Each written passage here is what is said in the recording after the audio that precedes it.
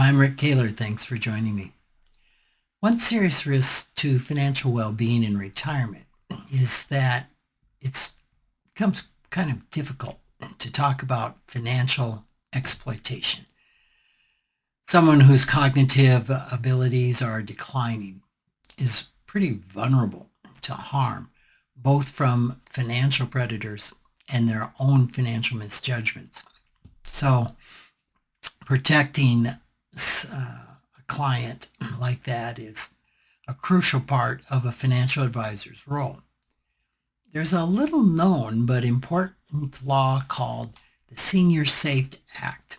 This was enacted in 2018. It encourages financial advisors and institutions as well to report suspected elder abuse by offering immunity from legal liability when reports are made in good faith and with reasonable care. To qualify for those protections, financial professionals must do annual training to recognize the signs of exploitation and to know how to act on their suspicions. So in many ways, the Senior Safe Act mirrors the duty of therapists when clients are a threat to themselves, such as when a client becomes suicidal or potentially domestic violence. Just as a therapist has to balance confidentiality with the moral and legal responsibilities to protect their client from harm, a financial advisor, in the same manner, has to weigh privacy against the need to prevent financial exploitation.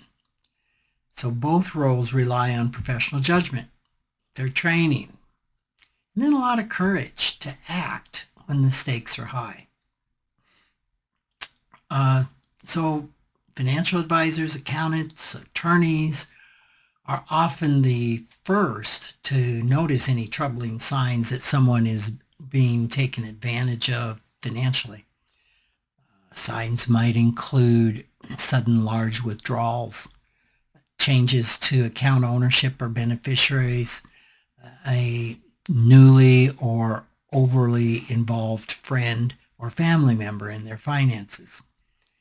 Behavioral shifts like confusion, anxiousness, being secretive, or uncharacteristic deference are all red flags. So these patterns are really unsettling, and they demand attention even when stepping in is pretty uncomfortable for a financial professional. Reporting possible elder abuse isn't always straightforward, especially if the suspected abuser is a family member. That can be hard. As an advisor, I worry about misunderstandings, potential conflicts with the family, even the possibility of damaging our relationship with the client. So none of that is easy. But when the signs of exploitation become clear, staying silent could mean allowing harm to continue to your client. And I just feel that's a risk that I can't take. One of the tools I started using decades ago is the Trusted Contact Disclosure Form. This is a simple but pretty powerful document which allows clients to name someone that I or my firm can contact if they notice unusual activity. Unusual activity would be a suspicious withdrawal or a transfer.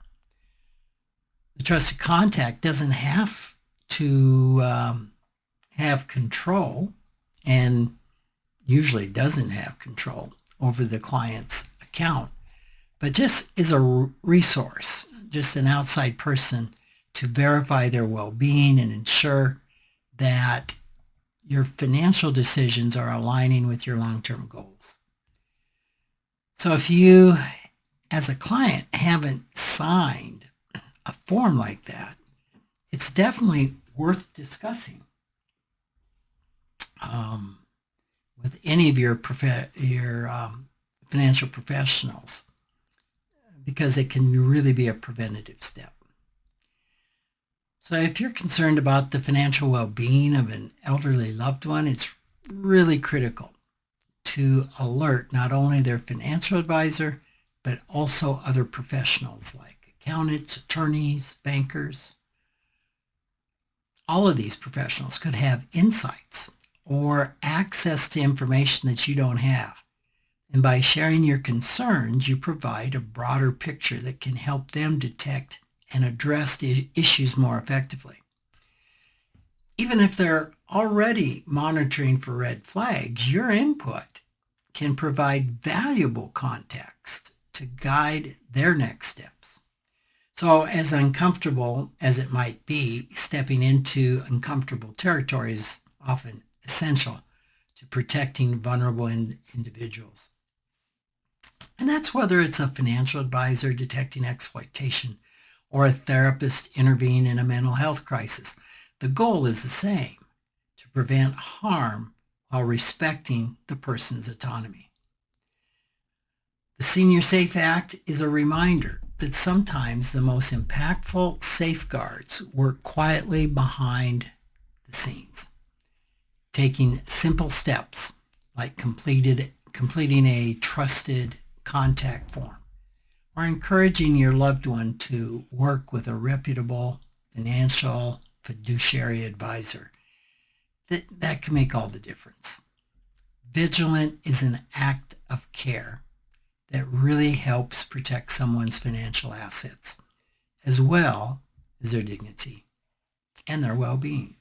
So thanks for taking the time and listening.